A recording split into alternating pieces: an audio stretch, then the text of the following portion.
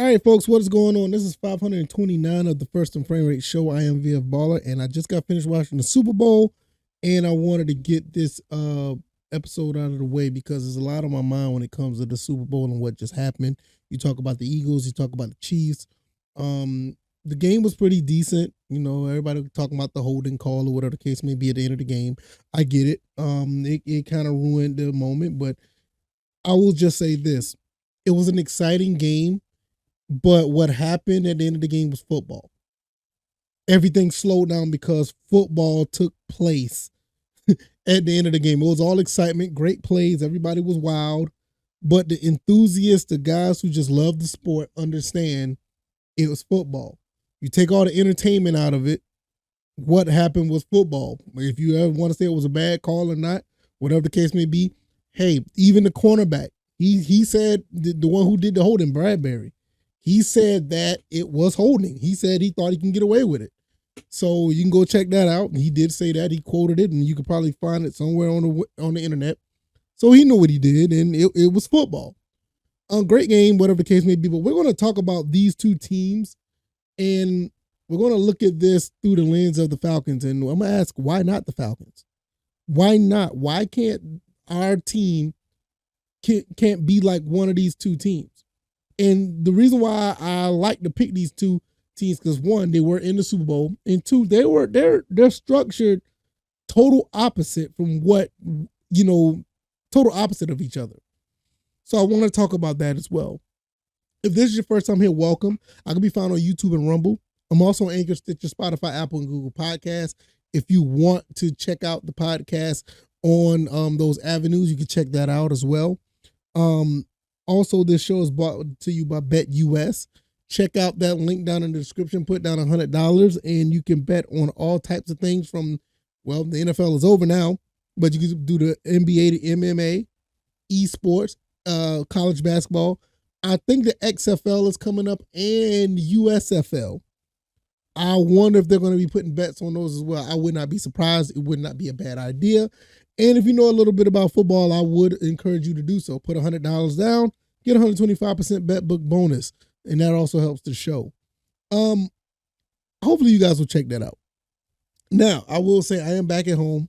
I've been traveling back and forth from Atlanta to where I am here in South Carolina, trying to get things together to get moving. Haven't found the place that I wanted yet, but I am getting a little anxious. I'm ready to move. I'm about to start clearing more of this stuff out because I'm ready to go. So hopefully by the end of the month, things will be on that level, and I'll be back in the Atlanta area where I really want to be because I can have more access to talk about some of these things that's going on in Atlanta, preferably the Falcons. So the only thing I'll say, man, just keep pushing, keep grinding, whatever you're doing, because that's what I'm doing. The Falcons are in a really good position. They're in a really good position to do some things as far as building this team to be a championship caliber team. And I know a lot of people look at the Falcons and be like, oh, the Falcons are never going to win a championship. 2083, they had their chance. Thomas Dimitroff, Matt Ryan, all of them, they messed it up. They blew a lead or whatever the case may be. But this is a whole different situation now. This is a completely different situation. You look at the quarterback that we have. We may get another quarterback. I'm saying this now. I know y'all see him on the screen. If you're looking at this on YouTube or Rumble, I do have Desmond Ridder up there. And I know what Arthur Blank said. He is excited about him. But there's nothing set in stone to say that he's going to be the quarterback. I think he's done pretty good. But nevertheless, even if he is, I think we're in good hands personally. And also, you look at the salary cap, what we have now. You also look at the coaching staff that we have now. I think we're in good hands to progress to that level. Terry Fontenot, I know he's not in this situation just to be mediocre. He's already came from a championship caliber organization who won championships. Arthur Smith has that same mentality. Ryan Nielsen has that same mentality. You got players on this team who are capable of taking it to the next level. You don't go 7-10 with the team that is coached like this or with the talent like this without having that drive or that push. And I know a lot of people say 7-10 is trash, but when you're looking at a team that's supposed to win 2 games and they end up winning 5 more than what you think, what do you expect? Imagine if the team get a little bit better on both sides of the ball and with better coaching. Look at a defensive coordinator. Now you're looking at a team that could possibly win 5 or 6 more games. Now you're talking about 13 or 12 wins. So you also have to understand what this team is about and what they're doing. Why not? You look at the salary cap situation. Desmond Ridder right now is on a rookie contract. We'll probably bring in a veteran. We may draft another quarterback, but either way, both quarterbacks on rookie contracts. You know who's on a rookie contract? Jalen Hurts. Jalen Hurts is on a rookie contract, and they got a lot of guys that are going to be free agencies at some point. But at the same time, they have a lot of room to move around with as far as still going to have some cap space, still going to have a situation where they're going to have draft picks. Shout out to the Saints for giving them their draft pick. First round, I think. They're going to be able to put some things together still with all this going on. Jalen Hurts is under contract until the end of 2023. They're only paying him $4 million. So they have a very good situation here to where they don't have to pay him right away. But once that 2023 season is up and it goes in 2024, he's going to be an unrestricted free agent. They're probably going to have to pay him a lot of money. And if they do pay him a lot of money, what's going to happen is they're going to have to find ways to pick and choose what talent they want to keep on the team. But as of right now, the fact you have a rookie contract with the quarterback, you don't have to pay him, you can build talent all around him. And that's what they did. Now, go back and flip and look at what the Eagles done. Not Eagles, but the Chiefs have done. The Chiefs, Patrick Mahomes has signed a $10 million contract back in 2020. No, I think it was 2022, I'm sorry. Or 2021. $10 million extension, I'm sorry. He's going to be a free agent in 2032. He's pretty much he's going to be a Chief for life. He's not going anywhere. I'm pretty sure he's going to play his entire career as a Kansas City Chief. I'll be extremely surprised if he goes anywhere else.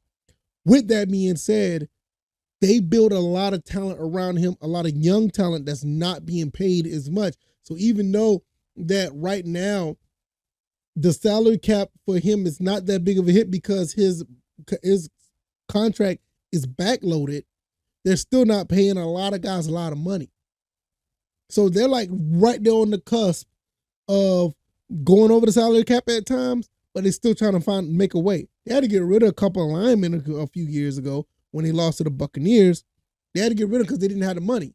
But what they did was they turned around and got young talent to continue to, or young talent or affordable talent to continue to make this team go. And I know you look at these two quarterbacks, Jalen Hurts and Patrick Mahomes. I don't think Desmond Ridder is up to their standard yet, but he has the tools. You saw what he did in those 4 games. You got to start somewhere. Everybody thought that, Jalen Hurts was not going to be the guy when he first got into the league. But look at him now.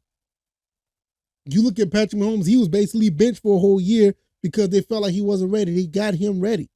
And Arthur Smith tried his best to keep him on the bench, but Marcus Mariota did what Marcus Mariota does, and we see what happened there. But at the same time, when you look at what both teams have done, it's a recipe where the Falcons could go either way with this. If Desmond Ridder actually decides to ball out of his contract, which I did an episode of this, where I say he will outplay his rookie contract, I still believe that. He will outplay his rookie contract. I think he has the tools, and I think he'll play just as well enough with him and Drake London, Kyle Pitts. You bring in another number 2 receiver. You got Tyler Algier in the backfield. You probably get another tight end or keep one of your tight ends. Not Fursker. What was the other guy? I can't remember his name, but he played pretty well down the stretch.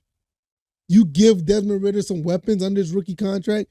He can outplay that contract. You're going to mess around and probably have to pay him like, I ain't going to say like Mahomes because his contract is insanely, ridiculous. I mean, he was getting paid $450 million. But when you want to pay somebody almost up to like $40, $50 million a year, you could do that and continue to try to have good talent around him. Or if you want to keep that Kyle Pitts, Desmond Ridder, Drake London situation together, you may want to try to pay them and get good talent around them like they did with Patrick Mahomes, or you may want to go the route with Jalen Hurts. Try to get as much talent around him as possible. And try to win it now. And the way that Coach Arthur Smith and Terry Fontenot and even Ryan Nielsen, the way they've been talking, they want their cake and eat it too. I would not be surprised they're going to try to make a run within the next 2 or 3 years. Seriously. They were trying to make a run these past 2 years. They were trying to make the playoffs. I'm pretty sure y'all didn't know that. A lot of people don't want to hear that because of the fact that, okay, we just going to get bounced out in the first round. You don't know that. Seriously. Who's to say that you're going to get, once you're in, anything can happen. But this is one thing I said before as well. I don't like the fact that this fan base is so broken, and I understand. And it's not a knock on them because I know a lot of people don't like to hear that.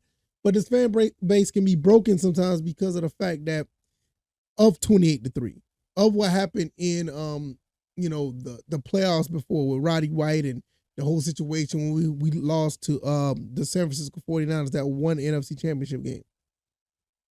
I get it. But you got a new regime here. All those people who was back then, from 28-3 on back, we don't have any of those guys now. Not on the coaching staff anyway, I don't think. Yeah, you may still have Grady Jarrett here, Jake Matthews here. You may still have those guys here from the Super Bowl run, but you're really going to put it on them? Jake Matthews played pretty good. That was a great offensive line that year. Grady Jarrett would have been MVP. Dude had like 2 sacks on Tom Brady. Between him and Rocky Alford, you could have made a case for defensive MVP.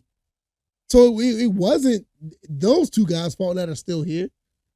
We just have to understand this is a new regime. This is a new look, a new makeup of what this team is about now. So with that being said, why not the Falcons? Why not? If you like this commentary, hit the like button, share this podcast, subscribe to the channel if you haven't already. Let me know what you guys think. Why not? Let me know. Do you think that, you want to be a troll if you're not really a Falcons fan? You want to just say, oh, the Falcons always lose, whatever the case may be. Okay, I get it. I've been hearing it for a long time now. It's nothing new. You know what I'm saying? But just let me know what you guys think. If you like this commentary, like I said, I am on YouTube and Rumble. I'm also on Anchor, Stitch, Spotify, Apple, Google Podcasts. I am going to go ahead and get up out of here. I got a lot of work to do, everybody.